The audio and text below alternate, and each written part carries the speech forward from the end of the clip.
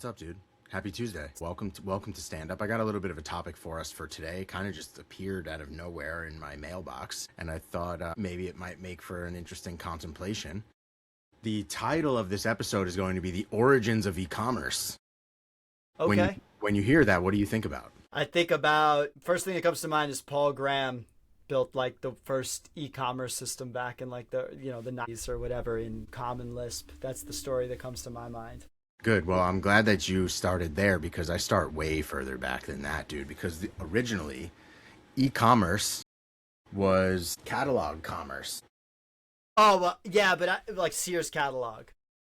So, dude, let's just talk about this, right? Because this is probably somewhere in the order of 100,000, 200,000 SKUs. It's like hundreds of pages of product. And so this came to me. I don't get these very often, but like as a business owner with a place of business, a physical location, I get these kinds of things all the time. And so it like sparked my brain to think about like, what are the origins of e-commerce? And why do I bring that topic up? Most people begin the e-commerce journey the way that you did, like start at the origins of the web and where was the original digital shopping experience taking place? But my brain goes to, well, how did people shop before the web? And so QVC, right? Well, when I extrapolate that, it comes back to a previous episode and something that you and I talk about all the time, which is what is the future of shopping? And so to me, how interesting is it to have to browse a physical catalog, thousands and thousands and thousands of SKUs? Remember like using an index to try and navigate a book. Right. And so today, when you're on a website that has tens of thousands, maybe millions of SKUs, you think of like a classic Home Depot or Best Buy or Walmart or Amazon or whatever, your classic browsing experience is now like, I have to think creatively of what I'm looking for. I have to use like a series of filters and an experience like that. But I want to turn it to you because we're kind of thinking forward about how are people going to interact with the web? How are we going to do things like agentic shopping and, agent-driven research for product consumption? And so I thought that this was really interesting to kind of see the origins of shopping. This is like mass research, origins of shopping, into what we think the future of shopping is going to look like. So I know you've been thinking about this. And so that's my episode for today, is I would love to get in a episode where we can refer to it in 20 years from now. What do you think the future of shopping is going to be, considering the origins of shopping? Well, it's interesting. The question I would pose is shopping dead? We don't shop. Like when I was a kid, I used to get two magazines at home. I used to get Climbing magazine, right? And I used to get a paintball magazine. Most of the time, I also used to get Reptiles magazine. I was very into.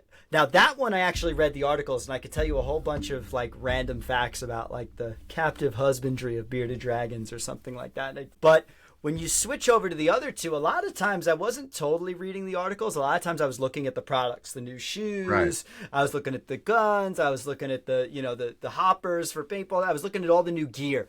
And I was flipping through it, and that was how I made myself aware of different types of gear. And then when I wanted to buy it, I either had to go to the local store, or if it was climbing, I'd have to go to Rock and Snow, because that was really the only place that they had that stuff. Or you'd go online to something like back then, I want to say it would have been like Backpacker. A lot of these sites, maybe Moose Jaw, like they got bought now. It was like a Mountain Tools where I got my first rack and ropes and stuff like that. And there's Eastern Mountain Sports out here, right? But shopping was a bit more of it was an activity, right? You'd sit, you'd be sitting around and you'd be flipping through, looking at the ads, and advertising had a bit of a golden age too. I want to say prior to this, where like those magazine ads, that was like the epitome of being a great creator, was putting that out. And I always remember there was an old Patagonia ad of like Dean Potter eating these like mashed potatoes with a compass, like a flat, like, I feel like I don't have a compass here. The lid of it.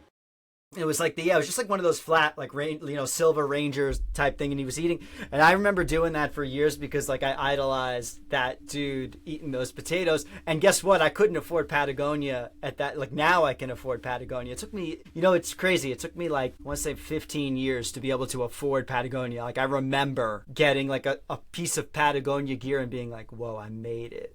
I made it. People take that for granted nowadays because people get Patagonia as a freaking... Okay, I just put in generally the types of things I'm looking for and like, and it would just serve me ads. And I think of it the same way, just flipping through a magazine, looking at products, just shopping. Yep. You can't shop on fucking Amazon. You can't shop on Amazon.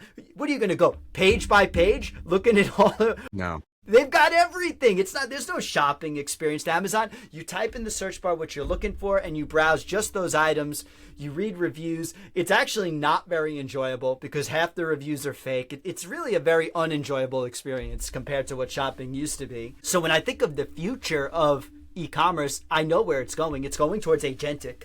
It's going to be an AI agent buying on my behalf, freeing me from a shopping experience that was actually better in the 90s. Shopping was fun in the 90s. You go to Toys R Us, you play that N64 for the first time. The first time I ever saw a three-dimensional game and was just blown. I don't have that experience ever anymore. Well, how about this? You used to walk into a store and you would speak to an expert.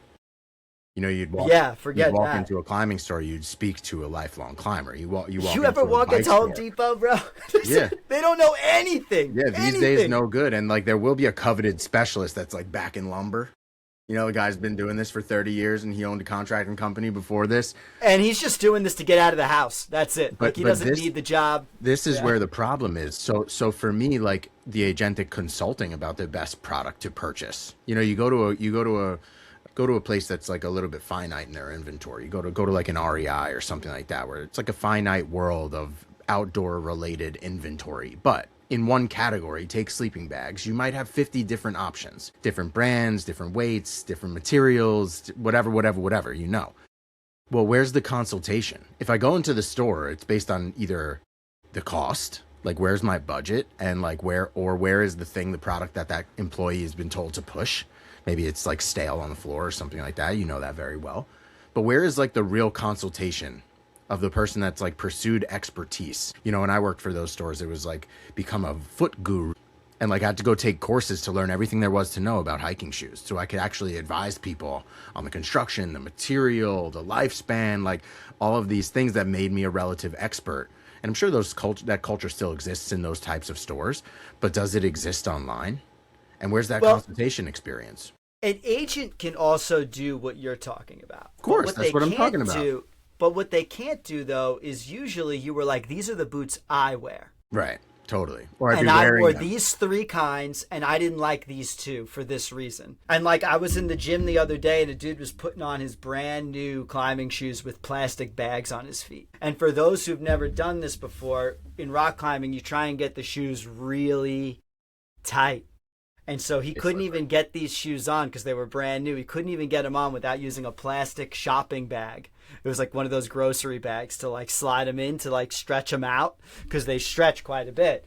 But then I remember him asking me because they were like, how long have you been doing this? I said, I've been climbing for 25 years, right? And he's like, holy crap. He goes, how tight do you get your shoes? I go, not that tight anymore. Yeah, I said, because it don't make a difference. I said, you get them tight. I go, one size under your street shoe is enough. I said, I've done what you were doing before. Wear the shoes in the shower so you get them wet so you can get them on. So I said, it's not going to make you climb any stronger. If anything, it'll make you climb weaker because your feet hurt the whole time. But it took like that experience, right, of you're not getting that in a store anymore. You're not getting these seasoned experts anymore in stores that are like, hey, I'm here because I love this and I'm going to help you get to your goals. Like what kind of climbing you're doing, you know, like what's your, you know, I was like, cause what he's doing right now, I go, you're definitely not climbing any long routes like that. That's for sure. And so that doesn't really happen at all in the e-com experience. No. And it's kind of fallen by the wayside as far as shoppability is concerned. And lots of e-com brands don't even have somebody that you can actually even speak to that's an expert in those products. And lots of them don't have a brick and mortar experience. And so I come back to where I started, which was the experience we're talking about is this. Who you consulting? Flip to any page in this book.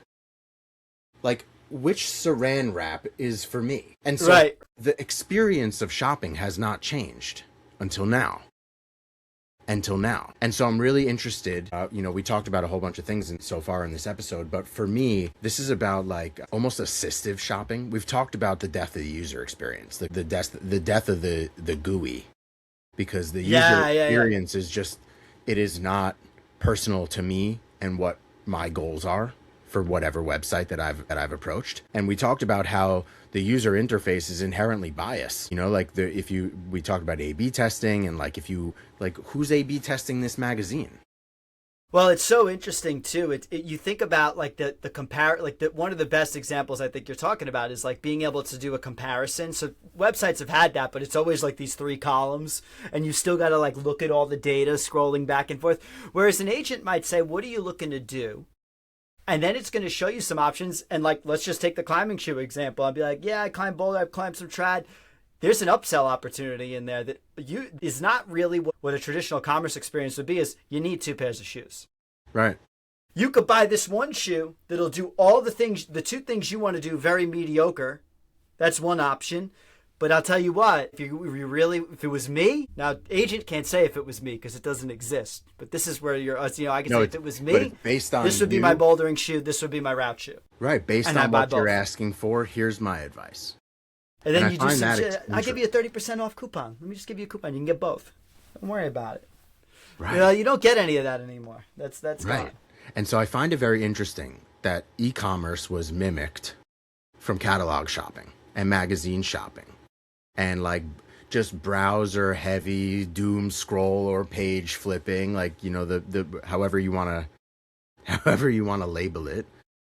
But I find it very interesting that in, let's say, 60 years of shopping out of catalogs, I mean, our grandparents were shopping out of catalogs. That's how it worked. Mm-hmm. And so I find it very interesting that shopping experience simply just digitized.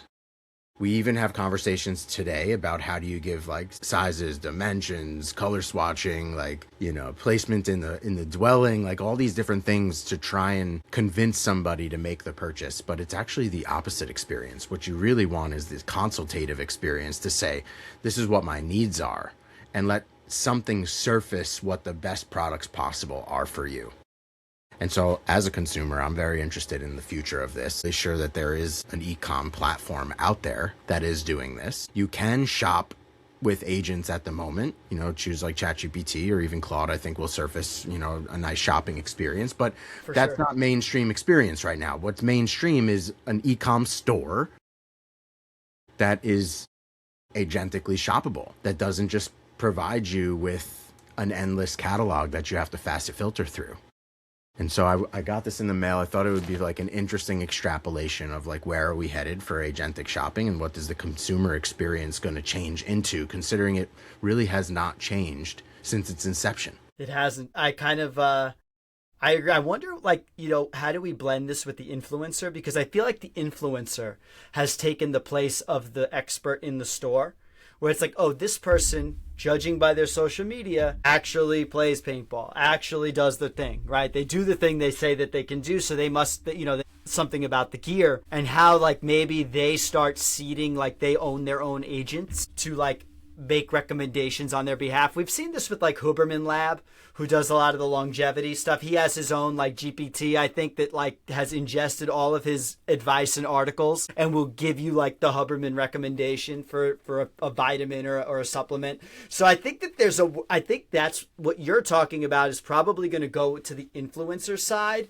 and you're going to see a lot more of these, micro endorsements where I can actually get paid because at my local gym I recommended the thing, and or on my Instagram I recommended the thing. Because historically you either had to be like Michael Jordan or that was it. You didn't really get or you were paid a commission maybe at the store. But now there's another world to this, and can influencers scale their influence with agents that maybe make the recommendations that they'd normally make? So there's a product idea somewhere in here. It's a difficult product to execute on, but I feel like there is, because I think influencers, especially now, are seeing that, where it's like, hey, I do make a lot of product recommendations, and maybe I should get some credit for that. Maybe do you want me to keep doing that? I don't know. It's a brave new world, that's for sure.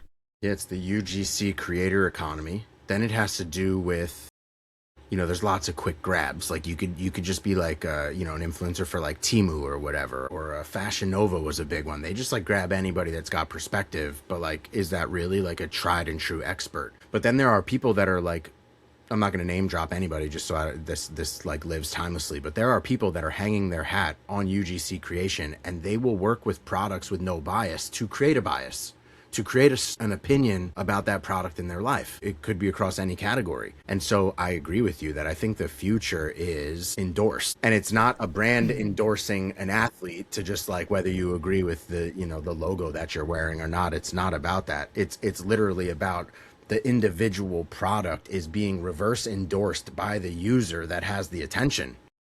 And so that is happening at scale at the moment. But is the agent now the user that's endorsing the product? Because doesn't the agent hypothetically, theoretically, have access to way more data? Well, I think that in some respect, though, there's still going to be this, especially so if you're watching this, I have a big thesis that there are human things that agents will never be able to take, never be able to do. I think talking about rock climbing shoes is one of them. The agent can tell you the types of shoes different athletes are wearing, but you could see that for yourself. But getting that like direct recommendation, like, hey, for you, based on what I know about you, this is what you need. An agent can't really do that because an agent, it's hokey. An agent can't rock climb. Like an agent can't work out. An agent can't move. It's not human. So I think there's a whole world. But what I do think will happen is like the Huberman scenario where agents can expand the influence of the influencer.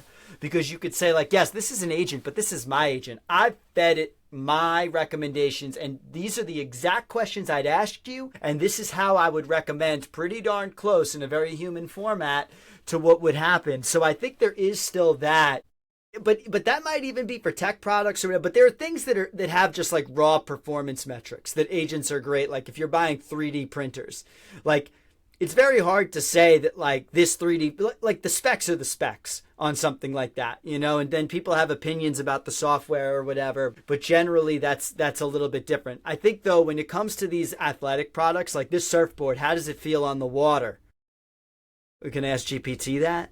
GPT is going to tell you this guy rides it, he's a pro, he likes it, but he gets paid by the company, so you don't really know. So there's like that aspect too of like the people who don't get paid and recommend it, do you carry more weight with that? Because it's like, hey, they don't really have a reason to recommend this brand or another. So there's a whole psychology to this that's very different. It'll be interesting to see where the agent world takes it. But I'm very interested in the sports use case because the agents can't really have an opinion on this outside of just aggregating a bunch of opinions.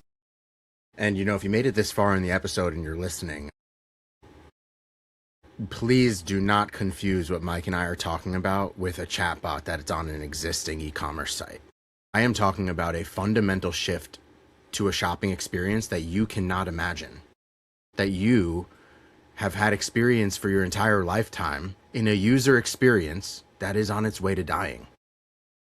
And so what I'm talking about is the absolute future of the digital shopping experience. It is not assistive with a chatbot. It is nothing looking like what your experience is today. And so it is truly the future of remaining in a single tool or having an endless option of how you explore a catalog of products. And it has much less to do with clicking filters or flipping pages or any of that experience. It's a much pointier tool. And so in the comments, leave what you think the future of e-commerce is. Dude, thanks for a great episode. Totally random. Sometimes we take it in a different direction. I also got this dope thing in the mail. Smash!